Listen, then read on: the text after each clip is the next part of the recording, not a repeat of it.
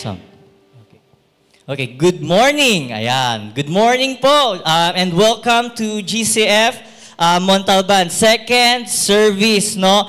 And I'm very happy and glad that we have come here once again for the second week ng 2025. Sino po dito sa atin ang super excited na ma-receive yung exciting blessing ng Panginoon for this year 2025? Amen po ba? Ayan. Okay.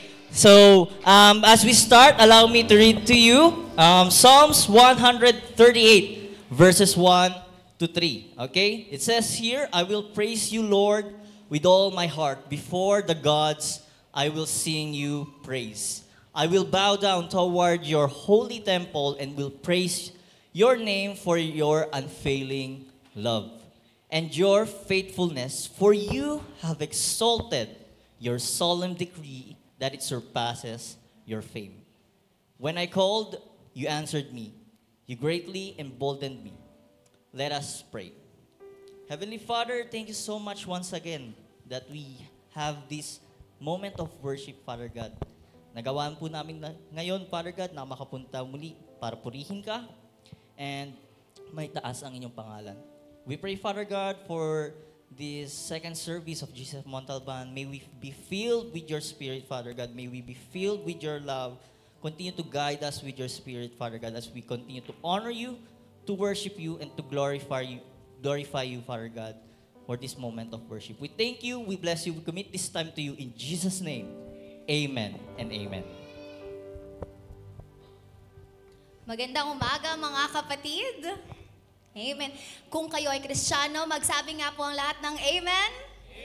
Amen. At bilang Kristiyano, mahalaga ang pagpapahayag ng matapat at walang hanggang pag-ibig sa Panginoon. Tama po ba? Gaya nga ng sinasabi sa Biblia sa Deuteronomio 6:5, mahalin mo ang Panginoon mong Diyos ng buong puso, ng buong kaluluwa at ng buong lakas. Sabihin niyo nga po sa inyong katabi, mahal ka ng Panginoon. Ayan. Kaya po tumayo po tayong lahat at sama-sama nating purihin ang Panginoon.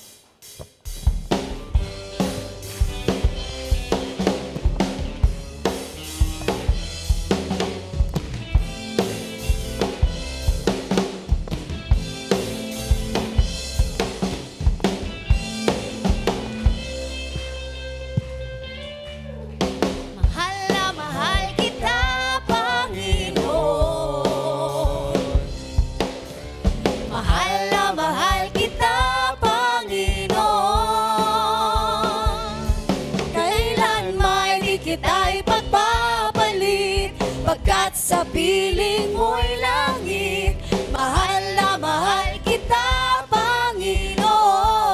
Mahal kita, Panginoon.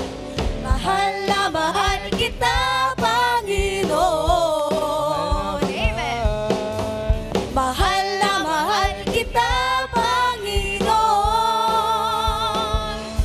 Kailan may di kita ipagpapalit, pagkat sa piling mo'y langit, mahal na mahal kita, Panginoon.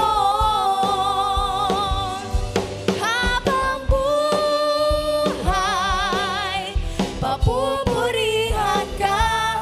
Habang buhay, maglilingkod sa'yo. Habang buhay, pag-ibig ko sa'yo'y mahal na mahal kita, Panginoon. Mahal na mahal kita, Panginoon. Kailan may di kita ipagpapalit, pagkat sa piling mo'y langit, mahal na mahal kita, Panginoon. Buhay, papupurihan ka. Habang buhay, maglilingkod sa'yo. Habang buhay, pag-ibig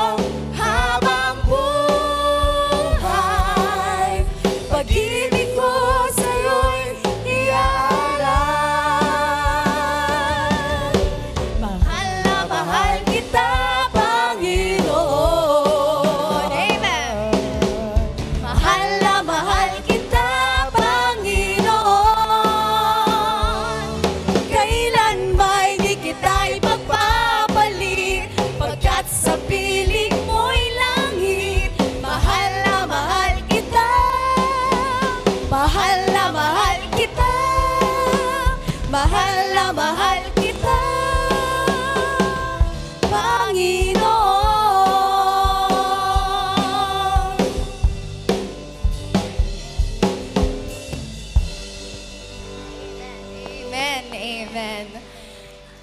Mga kapatid, kung mahal natin ang Panginoon, isa lang ang masasabi ko sa inyo, mas mahal tayo ng Panginoon. Amen? At ito ay isang pag-ibig na hindi kayang sukatin o maunawaan ng ating isipan. At sa bawat pagsubok, Kanyang presensya ang ating sandigan. Kaya naman, magpasalamat tayo sa Panginoon sa Kanyang hindi nagmamaliw na pagmamahal. Sabay-sabay natin isigaw na may nagsusumiksik na pagpupuri. Salamat sa araw-araw, salamat sa pagsubok, Panginoon, at salamat sa aking buhay.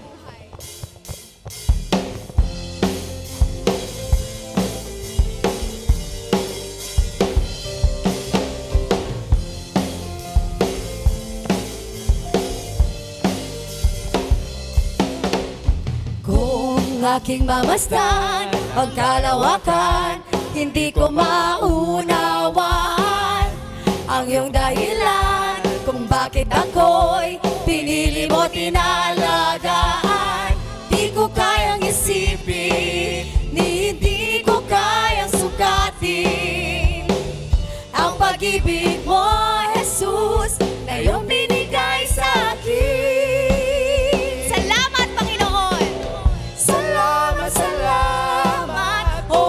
Sa pag-ibig mo, walang ibang nagmahal sa akin na katulad mo. Salamat, salamat, O Jesus, sa pag-ibig mo. Ako'y magsasaya sa piling mo.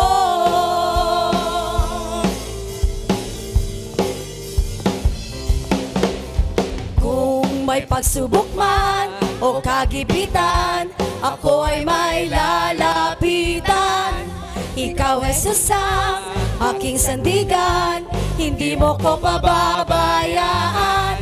Di ko kayang isipin, hindi ko kayang sukatin ang pag-ibig mo, Jesus, na iyong binigay sa akin.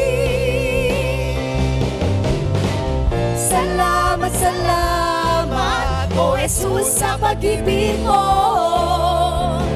Walang ibang nagmahal sa akin na katulad mo. Salamat, salamat, O Jesus, sa pag-ibig mo. Ako'y masasaya sa piling mo. Buhay ko na purihin ka, buhay ko na sa'yo'y sumamba. Wala nang ibang nanaisin pa, kundi pasalamatan ka. Buhay ko na purihin ka, buhay ko na sa'yo'y sumamba. Wala nang ibang nanaisin pa, kundi pasalamatan ka. Come on, sabay-sabay tayo. Buhay ko na purihin ka, buhay ko na sa'yo'y sumamba. Wala nang ibang nanaisin pa, kundi pasalamatan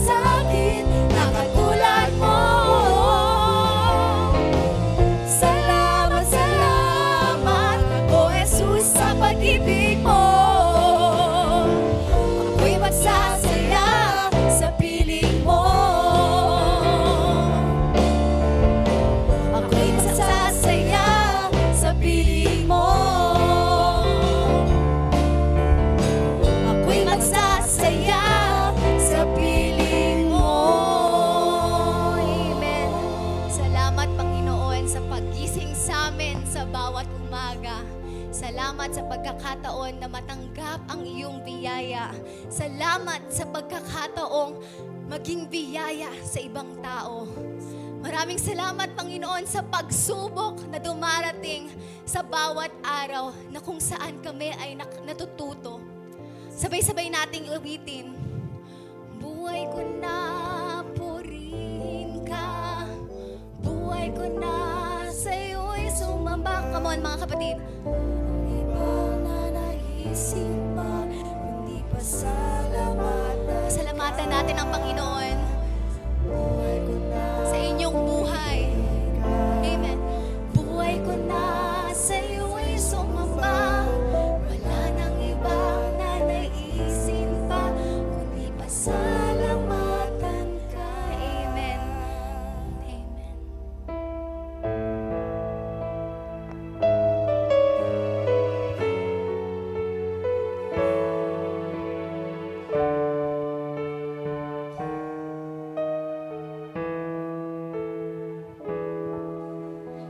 Sadyang kay buti ng ating Panginoon, nagtatapat sa habang panahon. Maging sa kabila ng ating pagkukulang, biyaya niya'y patuloy na lang.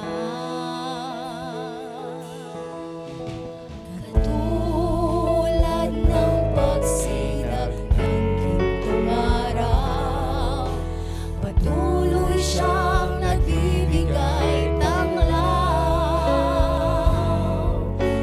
Kaya't sa puso ko't damdamin, katapatan niya'y aking pupurihin. Dakila ka, O Diyos, tapat lang ang tunay, magmula pa sa ugat ng aming lahi. Mundo'y magunaw man, maaasahan kang lagi, maging hanggang wakas nitong buhay. Oh, hallelujah, purihin ka, Panginoon.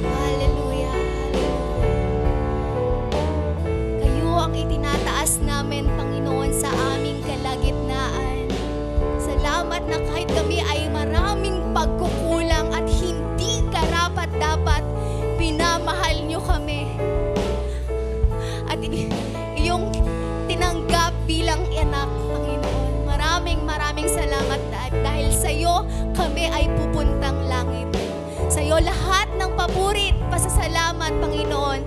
Sama-sama tayo magsabi ng Amen at Amen.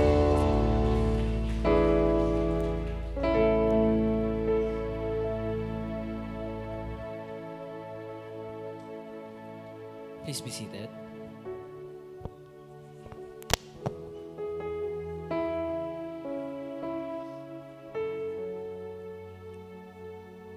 Let us pray.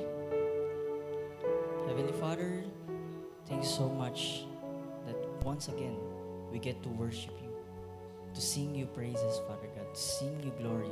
All these worships, Father God, all these songs dedicated to you. Lahat ng ito, Father God, sa inyo po namin inaalay, O Diyos. Maraming salamat, Father God, for this unconditional love that you keep experiencing for all of us, kaming mga makasalanan. Thank you so much sa pagmamahal, for this opportunity, for the salvation that you offer through Christ Jesus. Maraming salamat that we get to do this and dedicate our hearts, our lives to you, Father God. Salamat, Panginoon, dahil nagagawa namin ito every single day. Thank you so much, Father God. Father God, we pray, Father God, for forgiveness for all of our flaws and failures in lives, Father God. For all of the sins that we've been doing, Father God. Patawarin niyo po kami sa mga pagkukulang namin, sa mga kasalanan namin na nagagawa sa inyo, at nagagawa sa mga tao na paligid sa amin. We ask for your forgiveness, Father God, for this sinful nature of us. Yet, you still love us with your unfailing love. Thank you so much sa pagmamahal, sa walang hanggang pagmamahal sa amin lang. Dalangin po namin na patuloy po namin ma-experience all of this as we continue to worship you, as we continue to honor you, to dedicate our life to you. Lord, we pray for our government, for our leaders, Father God, starting from our President, Father God, down to barangay officials. We pray, Father God, that you would use them as your instrument. Give them the wisdom that comes from you to guide us, to lead this country with your will, Father God. At you at the center. May our country be filled with dedication and passion that would honor and lift your name. We also pray, Father God, for your healing, for our brethren who needs your guidance, Father God, for your healing, Father God. May it be physically, emotionally, spiritually healing, Father. May you touch them, Father, from head to toe. Pagalingin niyo po sila, Father God. Yung mga struggles, yung mga sickness, illness na na-experience po namin, yung mga battles na kinakaharap namin mag-isa. Father God, dalangin po namin yung mga kapatiran namin na nakaka-experience ng mga ito. May you continue to be there for them. Guide them, Father God. Give them the hope that they need, Father God. To trust you, to depend on you as our healer, as our mediator, as our Lord. Lord, we also pray for this church, the GCF Montalban. Dalangin po namin ang simbahan po namin. Lahat ng mga manggagawa, coming from our leaders, Father God, from our elders, Father God, from deacons, Father God, from the volunteers, Lord, from the teachers, Lord, who leads, Father God, ng congregation. For the people, for the brethren, Father God, who serves you, Father God, sa simbahan na ito. Lord, nakikita niyo po yung mga heart namin. Dalangin po namin na kayo po yung patuloy na maging sentro ng simbahang GCF Montalban. Ikaw po yung patuloy na maiangat. May we continue to honor you, Father God, and be the center of our church. Be the only one that will lead us at the center of our hearts. May we continue to honor you, Father God, to glorify you, to worship you, till our very last breath. Ikaw lamang po ang may taas. Ikaw lamang po ang aming maisamba. Teach us, Father God, to know you more and to get other people, to reach out other people, to make you known. Help us to know you and make you know here sa GCF Montalban. Maraming salamat once again that we can get to do this every single day, to worship you, to honor you, to magnify you, to glorify your name, Father God. This we pray, Father God, for your most beautiful name of Jesus. Amen and amen.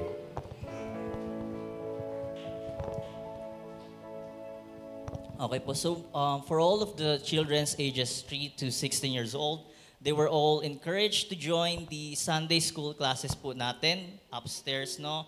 And for all of the guardians of the children's ages 3 to 8 years old naman po, you may accompany your children upstairs, in which the Sunday school teachers are waiting for them.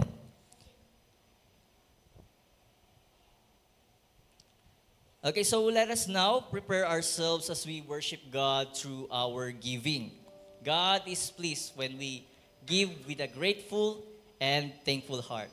He loves joyful and hilarious giving.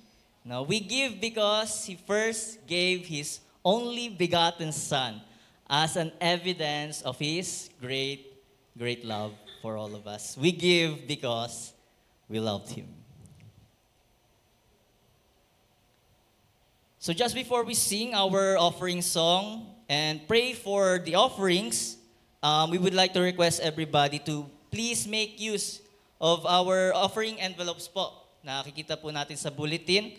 And space labeled as tithes po yon, which is intended for our general funds. After doing so, you can also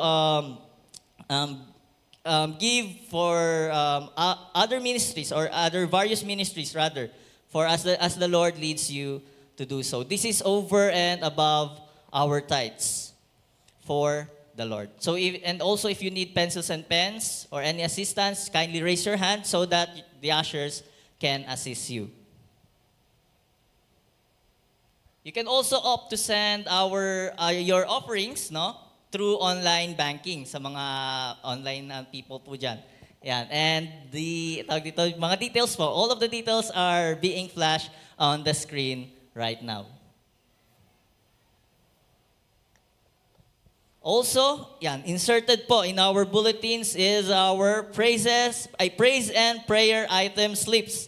You can write your thanksgivings and prayer requests or prayer petitions sa Panginoon. After writing that, you can put it at the box provided at the usher's table. Nandun po sa likod yon. After you write down your thanksgiving or your prayer request po. And all of this will be being prayed po. Papanalangin po natin yon during our midweek prayer fellowship. Every Wednesday po ito, 7 to 8:30 p.m. And we would also, we were encouraging you to join us to pray for one another during our midweek service. Every Wednesday po. Also, we would like to briefly acknowledge po that our flowers for today are offered to the Lord by Sister Norma Argente. Okay, so if everybody is ready na po to worship God or to worship the Lord through our giving, then let us once again stand up and sing our offering song. We praise you, Father God, for you alone are worthy. Your goodness and your blessings always overflow. We offer to you our lives as a pleasing sacrifice.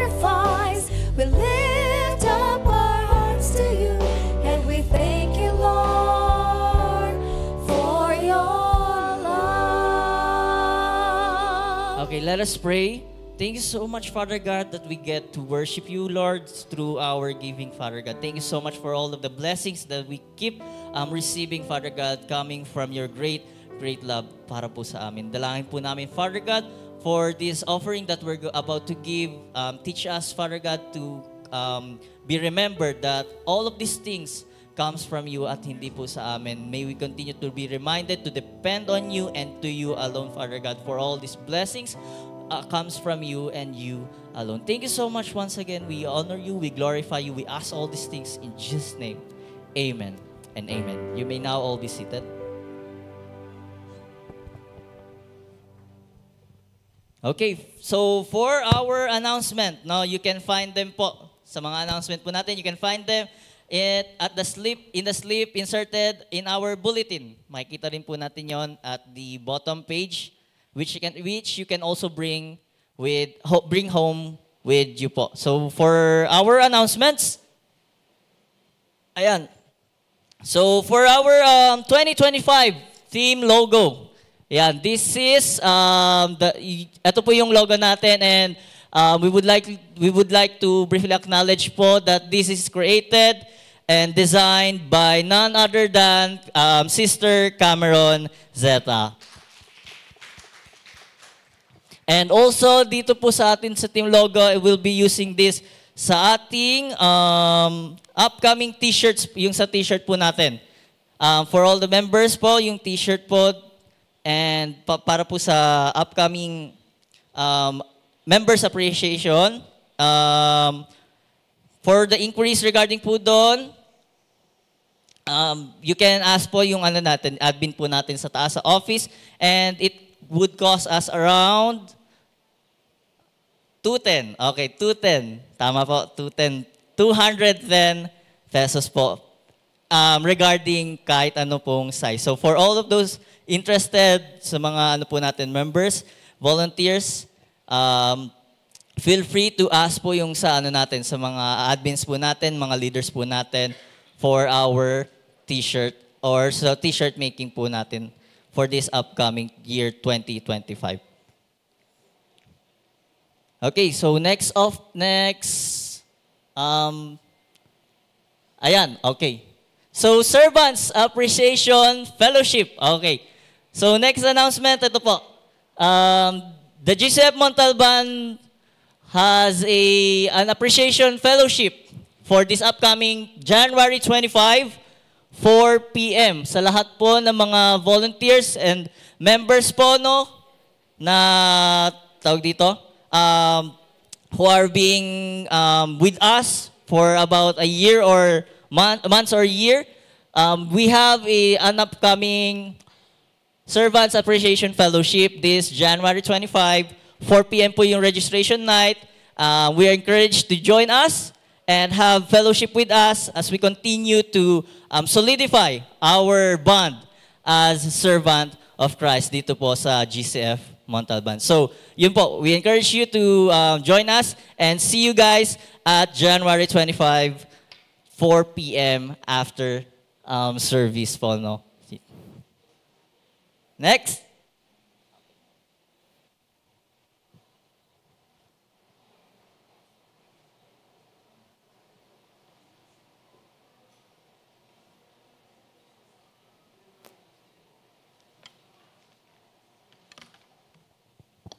Good afternoon.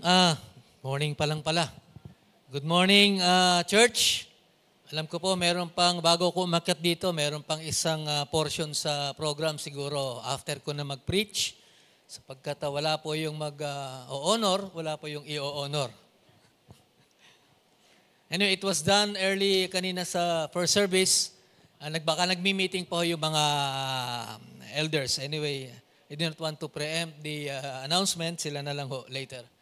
Magandang umaga po sa inyo. Nabanggit ko po kanina sa first service, I'm always thankful every time I get invited dito sa GCF Montalban to preach God's Word. Maraming salamat po at hindi kayo nagsasawa sa akin.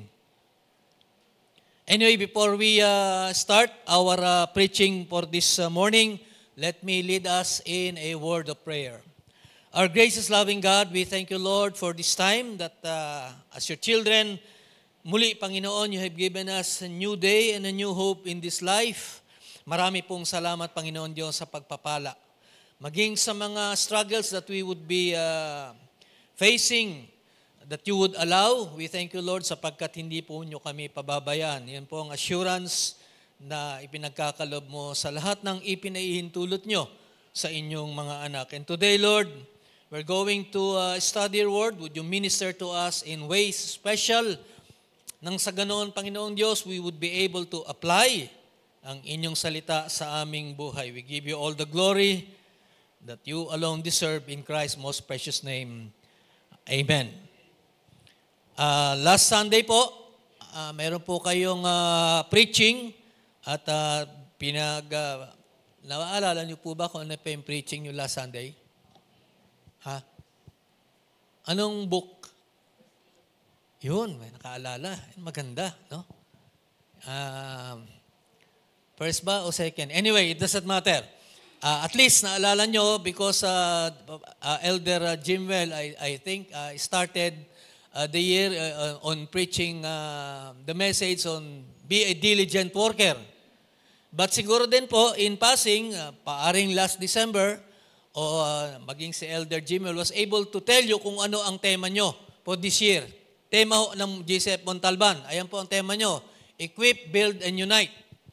Tinanong ko po kung ano po ang passage na ginamit sa inyo pong tema. Hindi naman po nabanggit sa akin ng ministry assistant nyo. So I chose the passage that would be appropriate for your theme for 2025. Equip, Build, and Unite. Now, to begin with, let me do the introduction. Ephesians chapter 4, verses 12 and 13 po. Yung po, makikita natin ang isang napakagandang explanation ng inyo pong tema, which is Equip, Build, and Unite.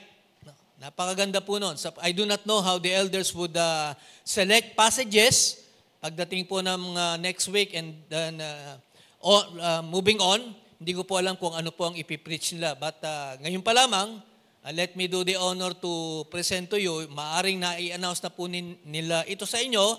But let me reiterate that your theme for 2025 is Equip, Build, and Unite, which I'm going to use the passage in Ephesians chapter 4, verses 12 and 13. Pero bago po tayo pumunta sa 12 and 13, kinakailangan makita po natin ang konteksto para at least applicable po ang tema for this year.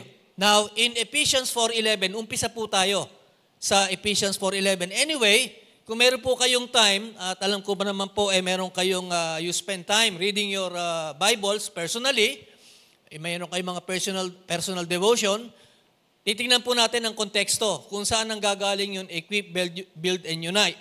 Na sapagkat yun po ay talagang layo ng Diyos sa kanyang iglesia.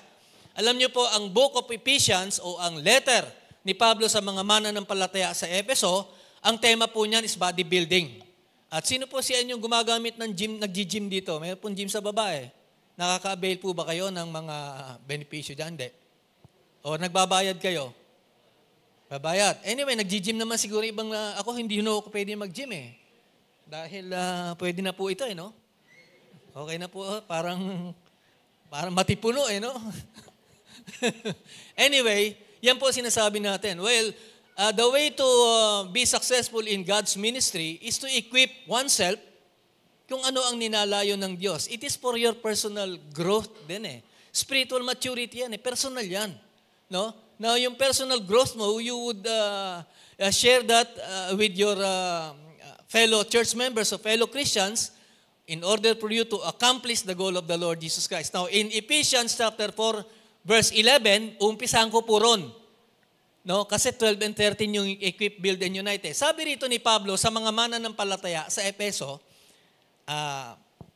in Ephesians 4:11, we read from the NASB. Gagamitin ko po ang New American Standard Bible. And I have said this previously na I'm using this translation. No? Sabi ko rito, sabi ng Bible, and He gave some as apostles. Now, the Apostle Paul, intentionally, ganyan po ang kanyang order.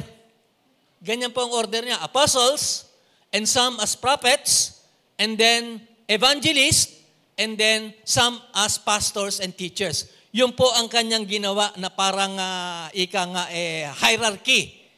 Alam naman po natin yan. Di ba? The Lord Jesus Christ chose 12 apostles. Di ba? Apostles, and from the apostles, dito na po hanggang sa ating kapanahunan. The office of the pastors and the servants in the church. Anyway, these offices, alam po na lang, yung apostol, opisina po yan. At the same time, it is a gift from the Lord Jesus Christ. And at the same time, the person is gifted with such. Yan. Sabi dito, no, these offices, gifts, gifted men would fulfill God's goal for the church in fulfilling the Great Commission. Kaya tayo mga mananampalataya, meron tayong task as part of the Great Commission ni Jesucristo sa Matthew 28. Yan po ang ating primary task, to make disciples. Primary po yun, not only to preach and to teach and to obey God's commands, but more so to make disciples. And how can you make disciples kung tayo mismo, we do not grow spiritually as a disciple of the Lord Jesus Christ? Mahirap i-cascade ang isang bagay na wala ka. Anyway, yan po ay introduction ko pa lamang.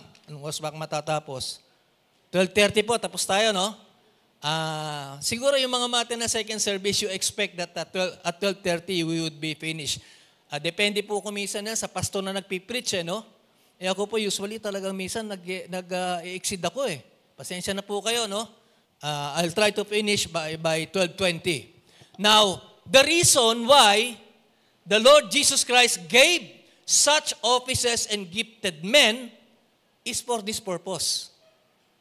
For the equipping of the saints. Yan. Sino ba ang mga santo? Kayo, santo kayo. Tama? Do you agree you are saints? Who do not agree? Who does not agree na siya ay santo? Good. Pero pagka sinabi mong saints, that's the entire body.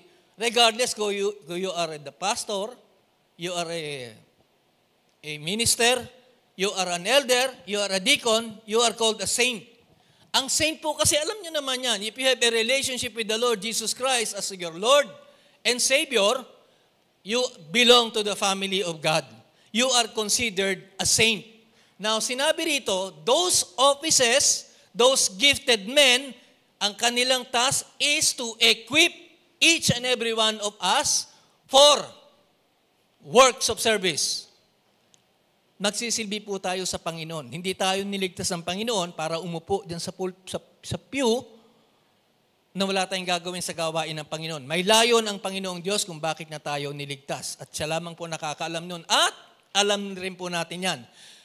For works of service, ano ang magiging resulta to the building up of the body of Christ? Kaya nga sabi ko kanina, yung tema ng Ephesians is all about body building. Sapagkat yung salitang church, hindi nyo makikita yan sa Old Testament. You would not be able to see the word church in the Old Testament. Sa New Testament lamang po yan. Ang ginagamit nila noon sa Old Testament that may be synonymous with the church is congregation. The congregation in the wilderness. Kay Moses. No? And even in the historical narratives sa Book of Kings and many others, wala po kayo makikita ang word na church. Sa New Testament lamang po yan. Even the word Christian, sa New Testament yun na makikita. Hindi nyo po makikita sa Old Testament yan. Now let us move on. Ayan po yung sinasabi dito, no? For the equipping of the saints, that is the purpose, the result would be to the building up of the body of the Lord Jesus Christ. Now, in verse 13, until, yan ang rin po ay isang napakagandang aim. Hanggat, sabi nga na in Tagalog, we all attain to the unity of the faith. Kinakailangan as a body, we agree. No, we agree. Kaya nga tayo, meron tayong statement of faith. Alam niyo naman yan, no? Tayo mga taga-GCF, meron tayong statement of faith. Meron tayong doctrinal statement. Kung hindi niyo kabisado yan, you can ask the elders. Alam nila ang statement of faith, alam nila ang doctrinal statement ng GCF. They would be most willing and glad to give it to you. until we all attain to the unity of the faith and of the knowledge of the Son of God, to a mature man. Yan naman po talaga ang ano niyan ang layo niyan. For us to be able to grow mature in the Spirit.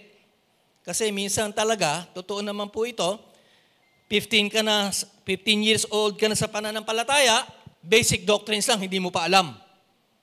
Nakakalungkot po yun. Do not remain a baby kung kayo po ay 15 anyos sa pananampalataya, o sabihin na lang natin 5 taong kayo in the faith. You must be able to grow. And the only way for you to grow is to involve yourself in the works of the church. Kasi po, hindi naman po lahat ng tao sa iglesia May mga tao rito, I do not know. Totoo po ito, no?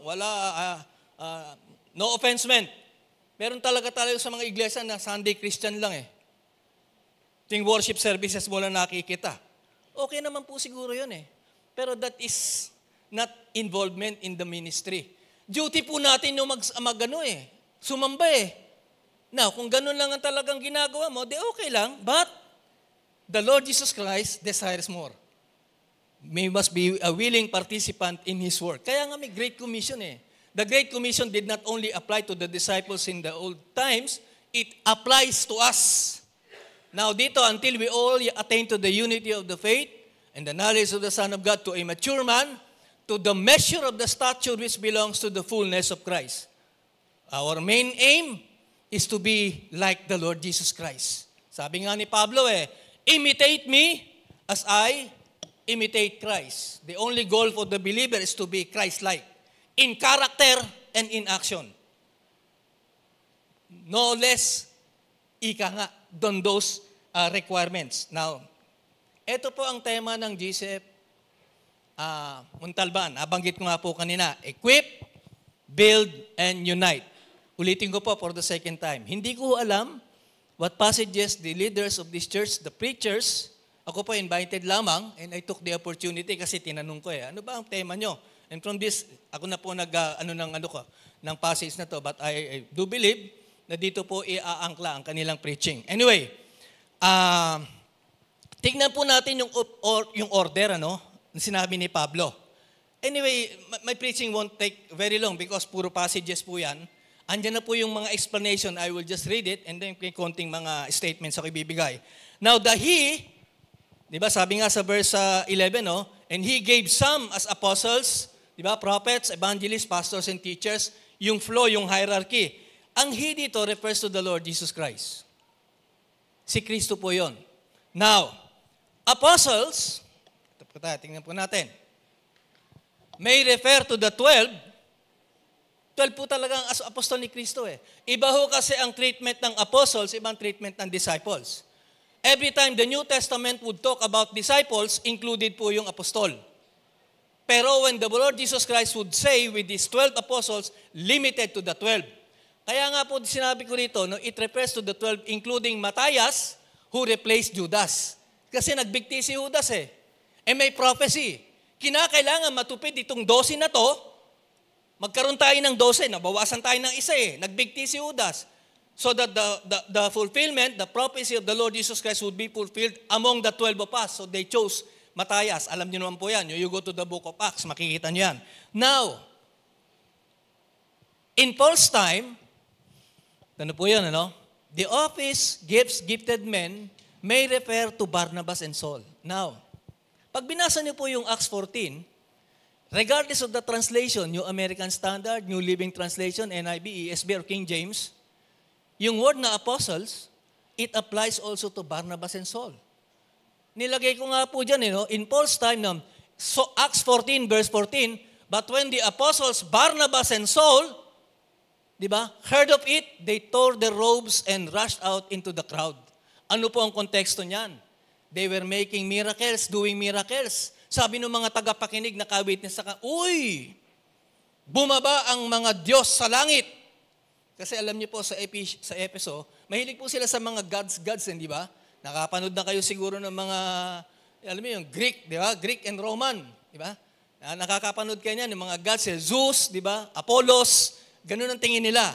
Kaya nainis si Barnabas and Saul, they tore their robes. Sabi niya, ba't ganun ang treatment niyo sa amin? Hindi kami mga Diyos. Ordinaryong tao lang kami.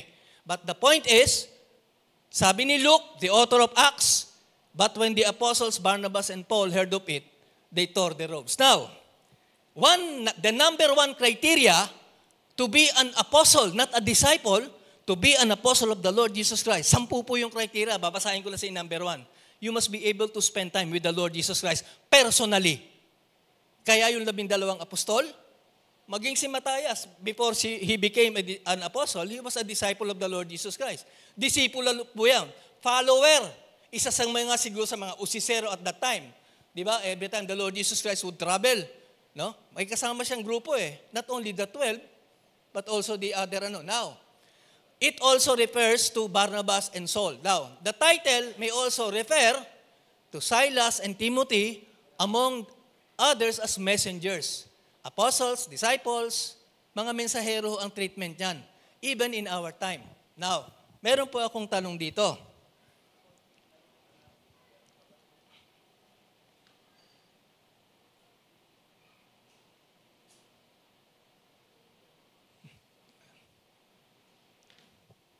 Is the office prominent at present?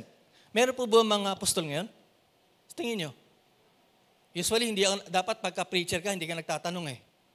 Pero, tatanungin ko lang kayo, sino naniniwala, just a raise of hand, a show of hands, sino naniniwala may apostol pa sa panahon natin?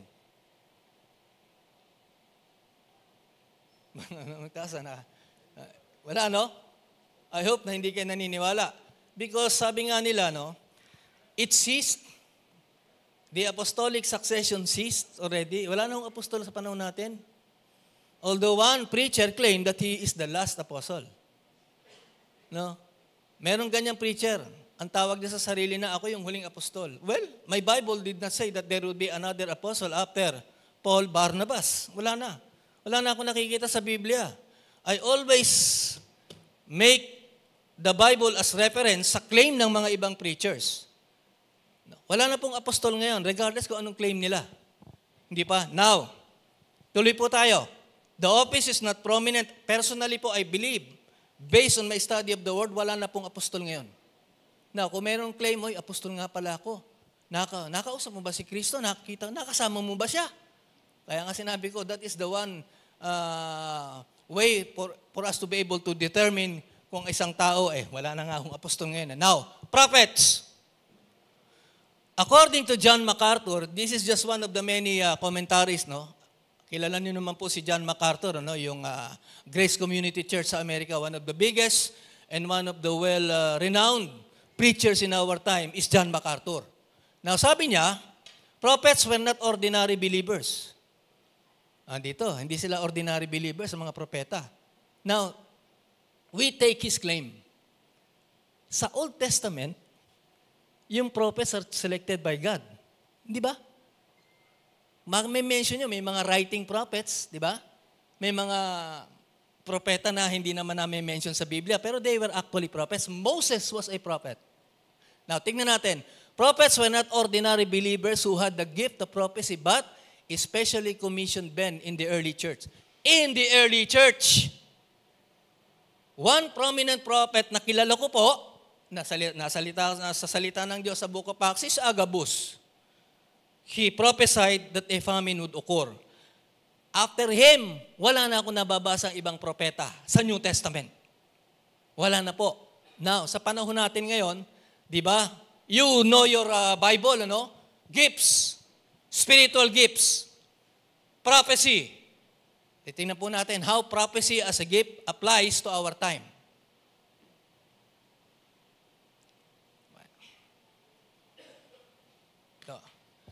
In 1 Corinthians chapter 12, alam naman po niyo 1 Corinthians chapter 12.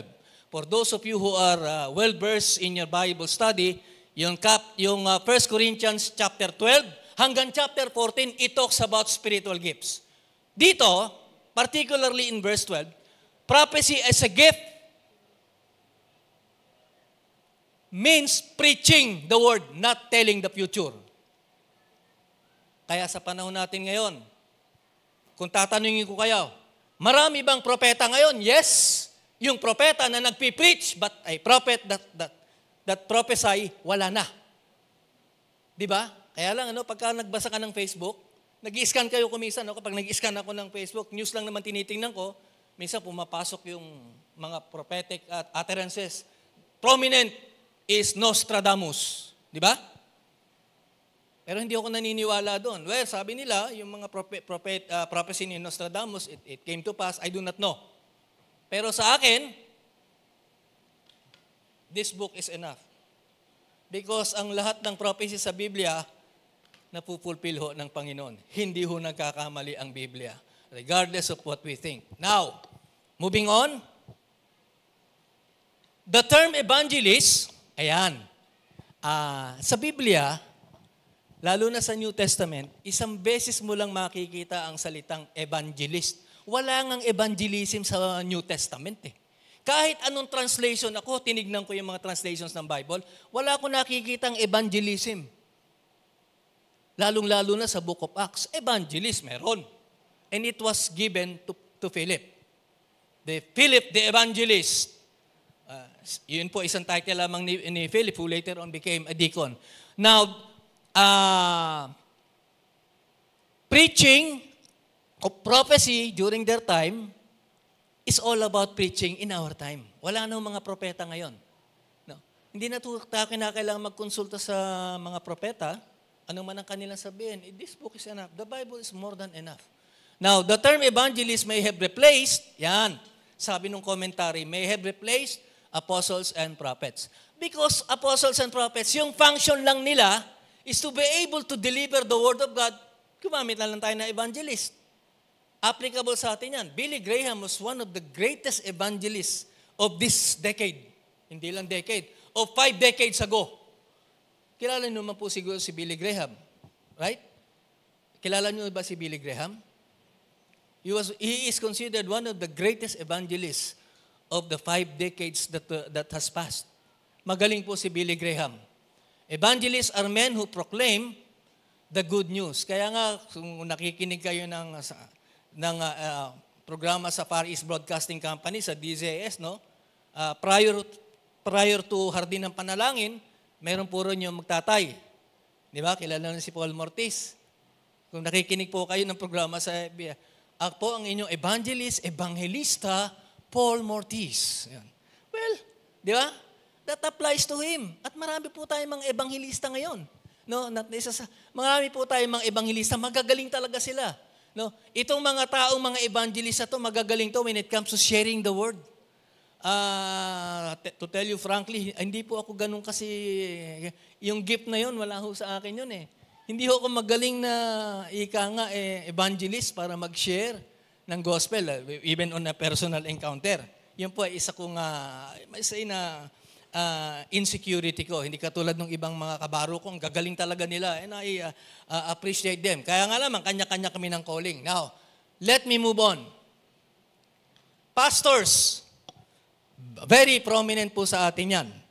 No? Ministro sa ibang churches, presbyter sa ibang churches, but pastors, in the Christian context, ang tawag po sa mga shepherds or teachers or pastors, they have the gift of leadership in the church. Alam niyo po, kaya nga tayo mayroong mga pastors and elders eh. Very thin line po ang pagkakaiba niyan. Actually, wala. When it comes to function, pareho lamang po yan. Pero meron tinatawag na first among equals. The resident pastor, kung meron ho kay resident pastor dito, I've been praying to God that you would have one. I do not know kung sino pa dadala ng Panginoon, probably one of your elders. Kung sino man na maging resident pastor nyo rito, he belongs to the eldership, but he is first among equals. Ganun po yun, para meron pa tayong authority. No, ganun po yun. In the Baptist setting, kasi Baptist church tayo eh. First among equals ang tawag nila doon. Katulad po kami sa Joseph Ortiga sa Maine, Pastor Larry Pabiona is the resident pastor. We have 10 elders or more than 10 elders. He is first among equals. Yun po ang sinasabi ko. And in many churches, yan po ang talagang sinagamit sa New Testament setting. Maganda po yung church setup ng GCF, pero po tayong elders and deacons. Sa ibang churches, wala. Ang trabaho lang nila, yung nabanggit ko kanina, verses 12 and 13. Now, move on. Let us move on. The context of Ephesians chapter 4 is not only focused on the offices. Primarily, Christ's goal for every believer in the body. Individually and as a corporate group. Yun ang sinasabi natin, to achieve the goal, and it results in 4:12-13. Unite, equip, and build. In other words, equip, build, and unite. Build was used by the Lord Jesus Christ.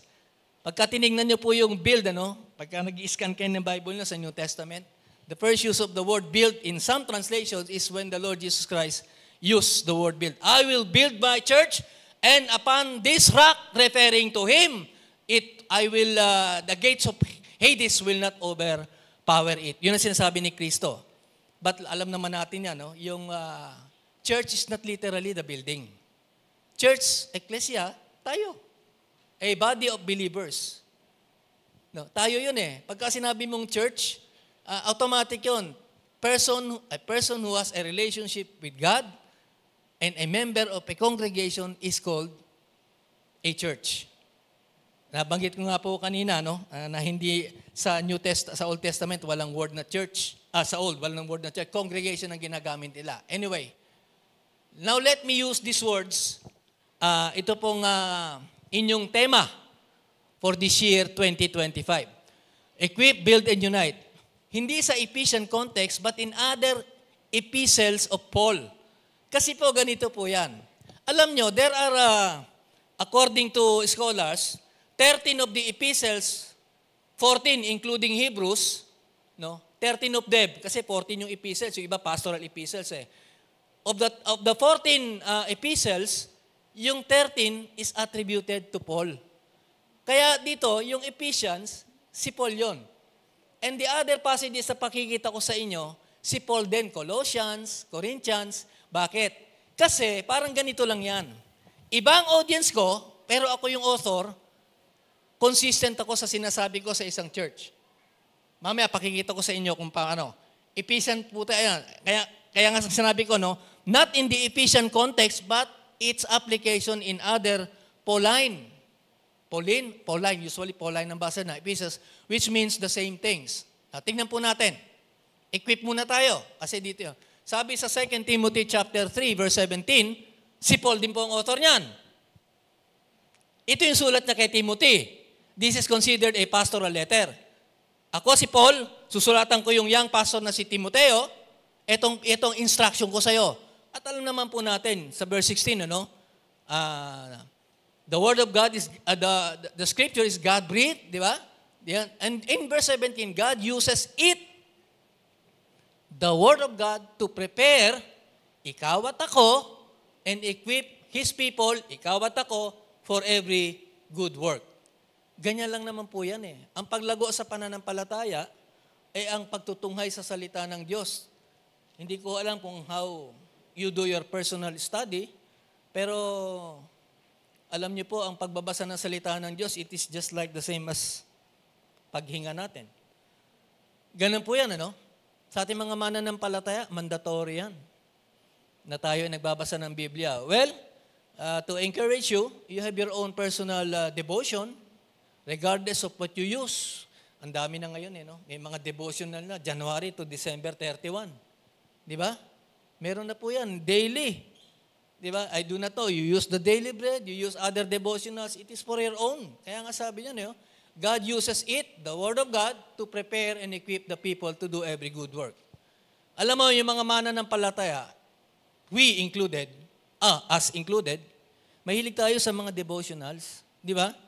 Pero alam nyo, regardless of the many devotionals, iba-ibang klase yan. Kung ano man ang gamitin, okay yan. Pero kung ako sa inyo, you just read the Word of God. Kasi yung mga devotionals na yun, dito rin nila kinuha. Dito nyo na rin kunin yung source nyo, pagbabasa nyo. Mayroon kayong quiet time, personal study, o may tutuling na program. Okay po yan. Now, sabi ni Pablo kay Timothy, God uses His Word to equip, to prepare. Tayo yon. So, dito, ang sinasabi lang dito sa tema nyo ngayon, this year, let us continue to spend time reading the Word of God. Ganyan po ang address ni Pablo kay Timothy. Kasi si Timoteo was a young pastor. Kinakailangan, sabi ni Pablo, para maging credible ka, kailangan mag-aral ka ng salita ng Diyos. Pakita mo sa kanila. Kasi ang tingin sa'yo ng tao, bata ka pa eh. Ganun ang tao eh, di ba? Ilang taon yung resident pastor natin? 26? 26? Naku, kung ganyan ang resident pastor nyo, 26 years old, sa tingin nyo, mas matanda sa resident pastor nyo, yes, you would give him the respect. Pero bata. Bata eh. Usually, God would choose somebody mature in the faith to be able to shepherd His church. Now, yan ang sinasabi niya. And it applies to us. Not only yung equipping, hindi lamang para yan ay gamitin natin. Kinakailangan meron tayo personal equipping. How do you now equip yourself? Paano nyo ini-equip ang sarili nyo? Kinakailangan sa salita ng Diyos. Yan ang sinasabi na another Pauline, ito pong Hebrews maraming argument. Sabi nung iba, hindi si Pablo sumulat niyan. Sabi ng iba, si Pablo. No? At it does not matter. Ako, hindi ko alam kung sino sumulat ng Hebrews. Pero definitely, naniniwala po ako na hindi si Pablo ang sumulat niyan. Pananaw ko po yon. Now, it does not matter. Sabi ng unknown author, may He, God, equip you with all you need for doing His will. Ang equipping po comes from God using Ephesians 4:11. Pastors, di ba? Ministers, evangelists, sila po ang tumutulong sa atin. But, personally, kinakailangan mag-grow tayo sa pananampalataya. Yan po ang trust ng GCF Montalban for this year. May He equip you with all you need for doing His will. May He produce in you, through the power of the Lord Jesus Christ, every good thing that is pleasing to Him. Tayo po mga mananampalataya, we live to be able to please God. Alam niyo po, hindi na mahalaga kung ano sasabihin ng ibang tao, kung ano magiging impression ng ibang kapwa natin. As long as we fulfill God's Word, it does not matter kung ano ang perception ng tao sa atin. Di ba? Kasi, for one reason or another, people may not like you. Ako po, katulad ko, I'm a pastor. I do not, hindi ko iniisip na gustuhin ako ng ibang tao. Baka may nagagalit sa akin, for one reason or another. Di ba? Meron naman siguro nagtitiwala sa akin, okay lang mo yun. Pero hindi ko na intindihan how people would respond when I deliver the Word of God diligently. Ang akin pong concern, Lord, pag okay ako sa'yo, hindi ko na po intindihan kung anong criticism sa matatanggap ko sa kapwa. And in like manner, siguro magandang attitude yun. Para sa akin po, personal, magandang attitude yun. Because, dead ma ka. Di ba? Hindi ka nakikipag-away. Impression mo yan, o di okay. Maganda impression mo, okay. Hindi maganda, okay lang. As long as you are right with God, yung po ang pinakamahalaga sa ating mga mananampalataya. As long as we believe in our heart that we are right with God, it does not matter what people think of you. Ganun po yon. Less problem. For doing His will, may He produce in you through the power of the Lord Jesus. All glory to Him forever and ever. Amen. Yan ang sinasabi nung unknown author sa mga mananampalatayang Hebreo. Alam niyo po, yung sulat ng Hebrews na yan, ang primary audience po niya, mga Hudyo. Kaya ang author niyan must probably be a Jew. Sigurado po yan. Ang author ng Hebrew, Hudyo. Because ang audience mo, ang primary audience mo are Jews. Kaya the book of Hebrews. That does not apply. No? May mga passages kasi sa Hebrew that does not apply to our context sa mga Kristiyano. Kasi exclusive para lamang sa mga Hudyo. But, ito po ang salita ng Diyos. May prinsipyo kahit na it does not apply to us directly, the principle is more important. Ganun po yun ang sinasabi ko rito. Halimbawa, binasa niyo yung Leviticus. Binasa niyo. Para sa mga Hudyo lang po yun. But you get principle that applies to you, then you do it. Ganun po ang pagbabasa ng salita ng Diyos. Titignan mo muna, sino bang kausap dito? Ito, okay sa akin to. And very likely, lahat po ng salita ng Diyos sa New Testament is primary audience po niyan tayo. Kasi if we cannot deliver, we cannot apply God's Word sa sarili natin, sa sariling iglesia natin, nunca na mai-announce mo yan o maipoproclaim mo yan sa kapwa mo. Hindi ka magiging effective. Kaya almost always yan. Kaya ang kita nyo, ang salita ng Diyos, kayo muna, ikaw muna, bago kita italaga. Pag maayos ka na, itatalaga na kita. 3 years, kinumpleto yan ng Panginoon Diyos for His 12 disciples. And still, tayo mga alagad, we continue to grow, mature in the faith. Now, let me use the other passages. In both these passages, equipping means shaping, molding. Yan. We equip people to the knowledge of God. We mold the character. No? We belong. We need to have a life that is like the Lord Jesus Christ. Mending, adjusting. Yan po ang isang mga napakagandang paalala para sa atin. Equipping means shaping, molding in the character of the Lord Jesus Christ. Mending to reform. Adjust is to adjust to God's will. Alam niyo pa maganda to, we plan. But when God's plan crosses our plan, we need to submit to God's plan. Yun po sinasabi ko. Nagpaplano ka, yes, but if God has another plan for you, santabi mo yung plano mo. You submit to God's plan for you. That way, you would be more blessed. Naniniwala po ako doon. Huwag natin pangungunahan ng ating Panginoon. Reconcile. Sabi nga rito, no, restoring. Equipping is also restoring kasi we use the Word of God every time we rebuke people, we reprove. Yan yung 2 Timothy 3:16. Now, the man of God, not limited to teachers and preachers, is enabled to meet the demands of righteous living and godly ministry. Bawat mananampalataya, kinakailangan magpakita tayo ng buhay na dalisay. Now, we go on to the second statement. How do we now build? In 1 Corinthians chapter 14, verse 12, nabanggit ko kanina, no? Yung 1 Corinthians 12 up to 14 is all about spiritual gifts. So it is with you since you are eager to have spiritual gifts. Kayo, ako, at least we have one spiritual gift. Sigurado yan. When the Holy Spirit indwells the believer at the time of salvation, isang regalo napakaganda mula sa banal na Espiritu. I do not know kung anong gifts nyo. Marami yan eh. Nakalagay yan sa 1 Corinthians at sa Romans. No? Singing. Yan. Uy, ang galing-galing mo kumanta. Ang ganda-ganda naman ng gift mo. Singing is not a gift. It's a talent.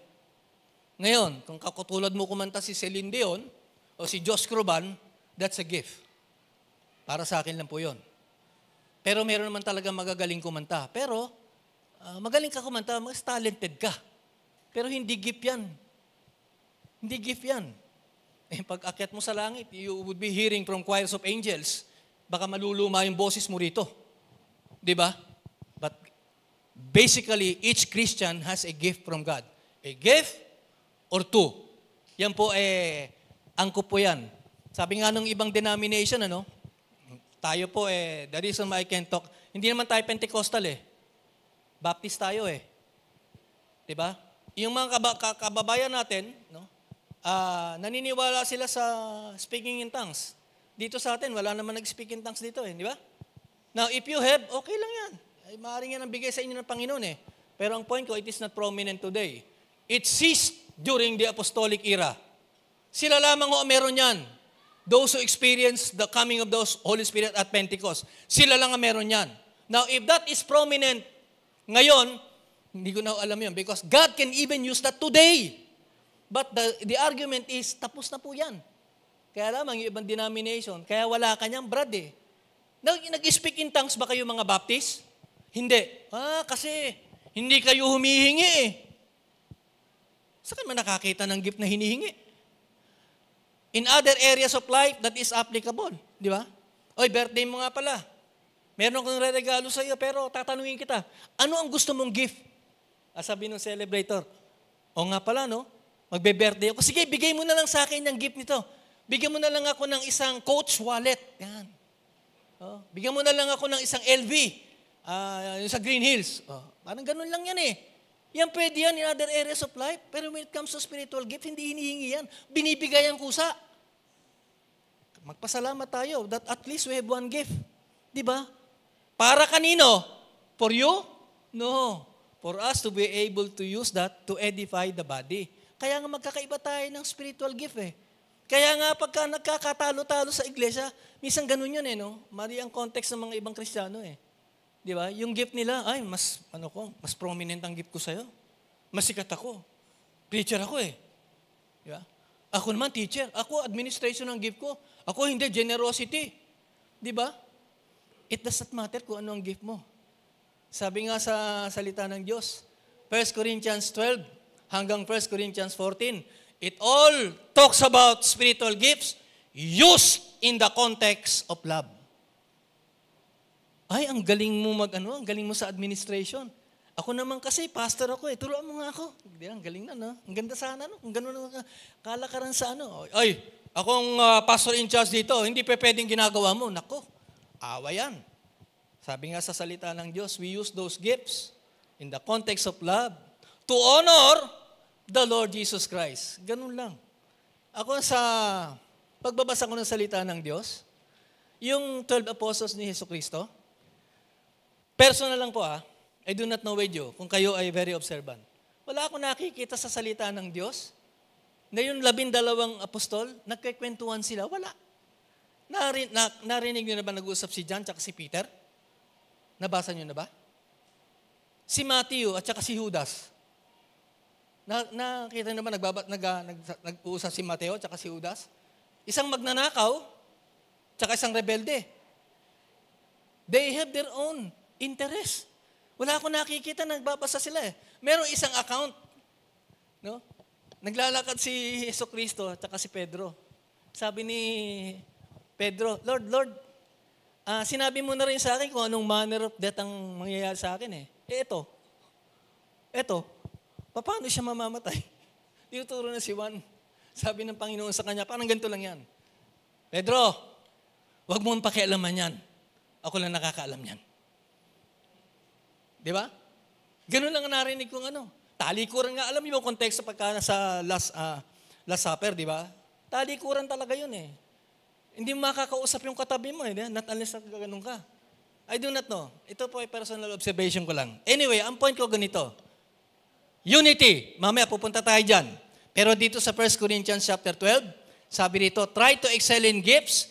We excel for the glory of the Lord Jesus Christ. Hindi natin pinapakita na tayo mag-excel to prove to people that we are better than him or better than her. Let's move on.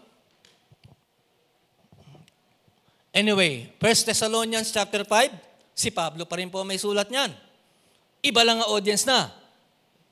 Believers at Thessalonica. Ang sabi niya rito, therefore, encourage one another. Build yan eh. Encourage one another and build up one another just as you also are doing. Building up is to edify. Encourage. Di ba, dito sa atin, pagka may mga, di ba, kaya nga yung praying for one another, that's one way of edifying one another.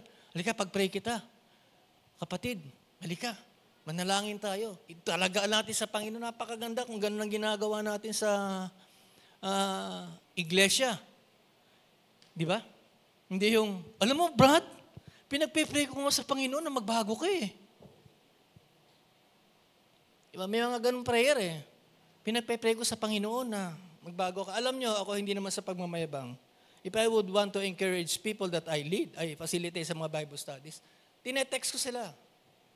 Sister, Brad, kinausap ko ang Panginoon tungkol sa'yo, period. Now, hindi mo na malalaman kung nagpetition ako sa Panginoon for your safety o sinumbong kita. You would not know that. Paano kaya ako pinag-pray ni Pastor Dave? At least, alam mo, pinag-pray ka. Di ba?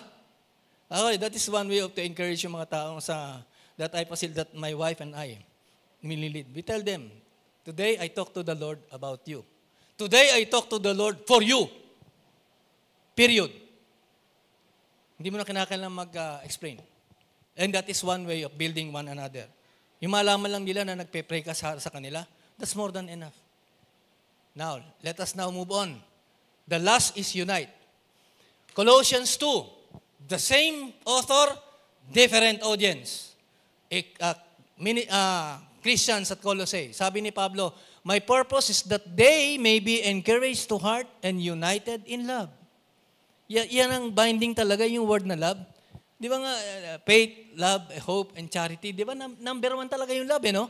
United in love. So, the result, if the church, brothers and sisters in Christ are united, the result would be that they may have the full riches of complete understanding in order that they may know the mystery of God, namely Christ. Alam mo ba, tayo ang pagpapala ng Panginoon Diyos lang, nakaano lang yan no? Kumbaga sa naka-akma na yan no? Ang Diyos, may blessing para sa'yo. Naka-akma na yan. Bibigyan na lang niya. The reason why God Himself would withhold or defer that blessing is because of us. Pag nakikita ng Diyos na hindi maayos ang buhay mo, He would withdraw the blessing. Di ba? Kaya yan ang buhay natin mananampalataya. Talagang pagka binasa mo yung the entire Bible, one of the most prominent themes sa Biblia is all about obedience. Dito sabi na ito, no? That they may know the mystery of Christ. In other translations, yung tinatawag na unite, parang sa pagtatahiyan knitting together. No? Knitting together to clothes. Now, in Colossians 3 verse 14, and over all these virtues, mga kalinisang budi, ang Tagalog po ng virtue is kalinisang budhi. Put on love. Ayan, sinasabi, no? Any place in the Old and New Testaments, makikita ni salitang love. Which binds them all together in perfect unity. Sa ibang translation nga bind ang sinasabi niya. Pero dito sa ating translation, no? Bind din naman sinasabi diyan. Binding, together. Yan ang sinasabi natin dito sa ating pinag-aaralan. Now, let me now close with this two reminders. The Lord Jesus Christ, teacher and shepherd, equipped His apostles with the Word of God. 3 years, the Lord Jesus Christ spent time with His 12 apostles and with His disciples. They encouraged them to unite in love. Di ba? Diverse character ang mga apostol ni Kristo. Isang magnanakaw, si Judas. Isang rebelde. Di ba? Si Simon, dasilot. Isang tax collector. Kanya-kanya sila ng diskarte. Dalawang magkapatid na mayabang, ambisyoso. Di ba? Ganun ang composition ng apostol ni Kristo Di ba? Si Pedro na mabilis magsalita. Di ba? Pagka tinignan mo yung the lives of the 12 apostles, magugulat ka How did these disciples or the apostles unite? What was the unifying factor sa mga 12 apostol na to na diverse ang personality? Isa lang ang sagot yan, si Jesucristo. Hindi ba posible sa atin yon? Posible sa atin yon. Di ba? Kung iisipin natin si Kristo, uunahin natin si Kristo, we would be encouraged and successful in our Christian life. To unite in love and instruct them to build up or strengthen one another. And lastly, Christ's model of a fulfilled Christian life for service and holy living did not change. This is an ancient book that speaks to modern men. Luma na yung Bible na yan, matagal na yan. Gawa lang ng tao yan. Agree.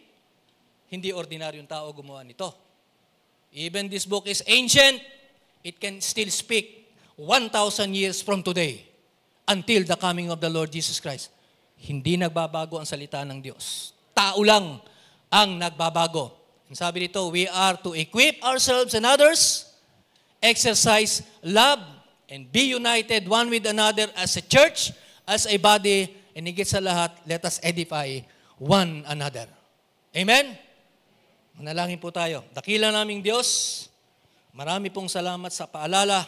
Naway tumimo ito sa aming puso at isipan.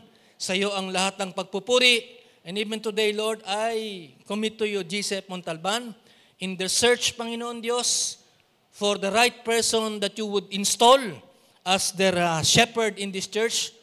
Panginoon, ako po ay nananalangin, tulad ng pananalangin nila. I pray, Lord, that you would send one sa akin po mga kapatid dito sa pananampalataya. Sa kanilang paglago, gabayan mo sila sa lahat ng bagay. May you also grant favor sa kanilang mga pananalangin, kung ito po ay kalooban mo at ayon lamang sa inyong takdang panahon. Lahat ng ito sa kapurihan ni Kristo sa pangalan niya. Amen. Magandang hapon po sa inyong lahat.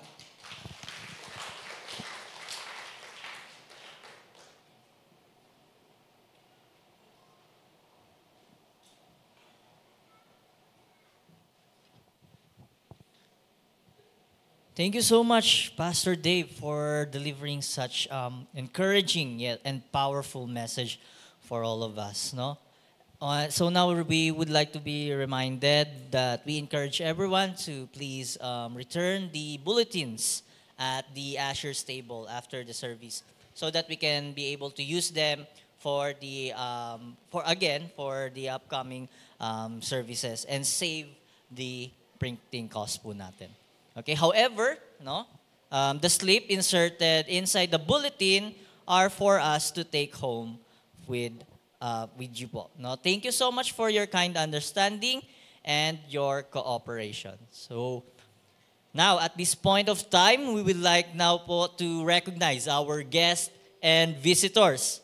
So, if you came here for the first time, yan, may I request for the visitors to kindly stand up so that we can recognize you. Sino po ba ang mga first-timer here po? Dito sa side po natin. Dito po. Wala? Dito po. Ayun, meron. Yan, palakpakan po natin yan. Thank you so much. Welcome po, sister, for coming our worship service po. No, how about dito sa side na to? Are there any first-timer that comes in? Welcome and welcome to GCF Montalban services. We're so happy you joining us with our worship. Okay? So, once again, thank you so much for coming to our worship service. We were inviting you to our welcome center after our closing prayer so that we can get to know you more and we can pray for you. So now I would like to request everyone to please stand up once again and greet each others and our first-time visitors as we sing our welcome song.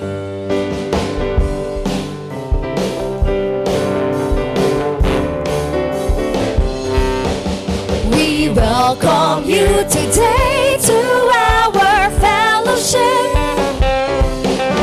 We are glad to see you share your life with us. As a family, we'll grow together, worshiping our Lord and King with all our hearts. We welcome you to GCF.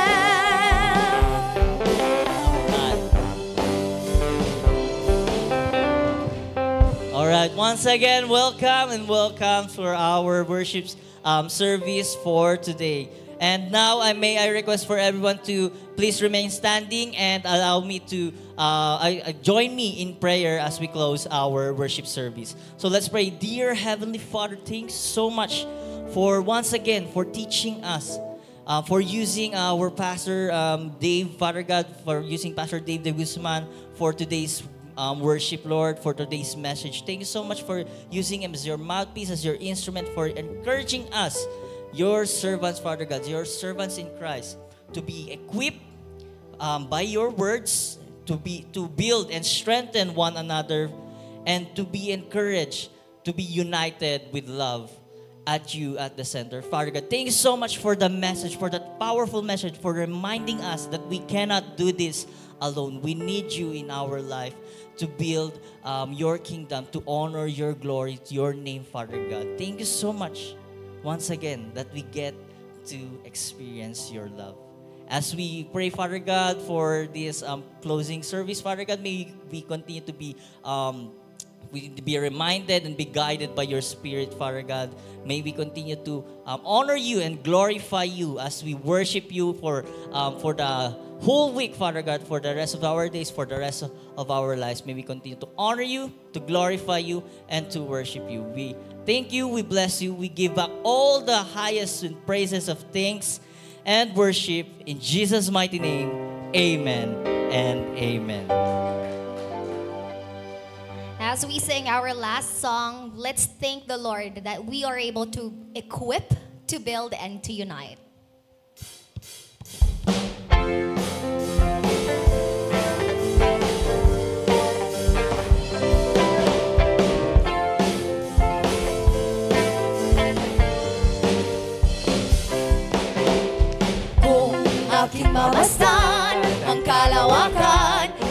ko maunawaan ang iyong dahilan kung bakit ako'y pinili mo tinalagaan.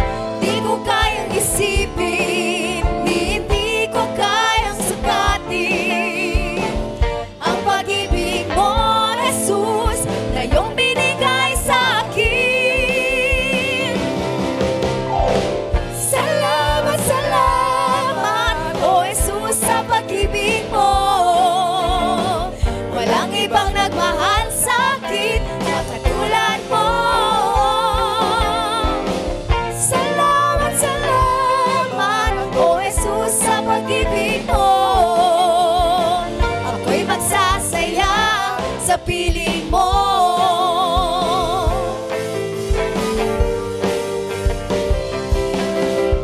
Kung may pagsubok man o kagipitan, tayo ay may lalapitan. Ikaw, Jesus, ang aming sandigan, hindi mo ko pababayaan. Di ko kayang isipin, hindi ko kayang sukatin ang pag-ibig mo, Jesus, na iyong binigay sa amin. Salamat, salamat, O Jesus, sa pag-ibig mo. Walang ibang nagmahal sa akin na katulad mo. Salamat, salamat, O Jesus, sa pag-ibig mo.